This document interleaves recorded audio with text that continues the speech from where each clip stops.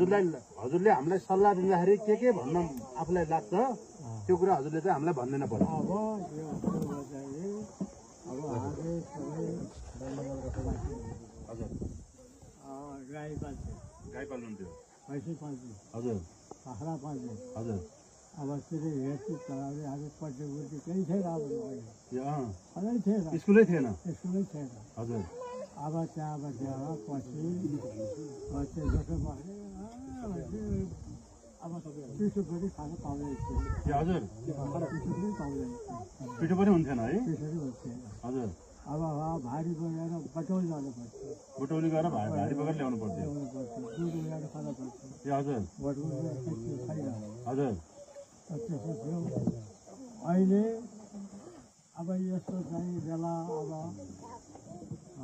राम्रो भयो, राम्रो लाग्ने पिठो खाने हजुर सब्जा बस्ने हजुर यही विचारमा छ।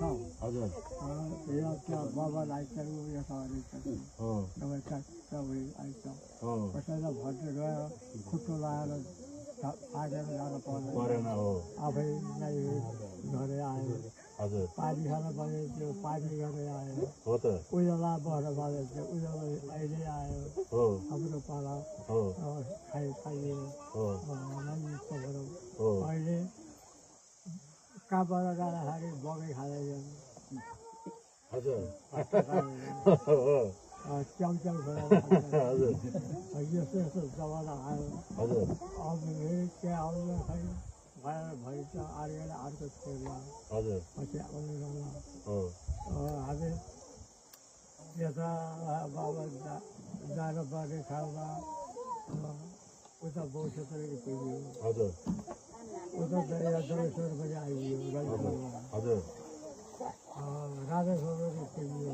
हजुर तीर्थको लागि त्यसको लागि चापटे पनि पुग्यो। त्यहाँ हरिद्वार पनि गइयो, हजुर बद्री पनि गइयो, केदार पनि गइयो।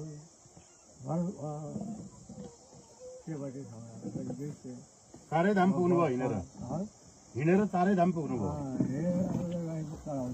हजुर हजुर हजुर अहिले अब पोहोरभन्दा अहिले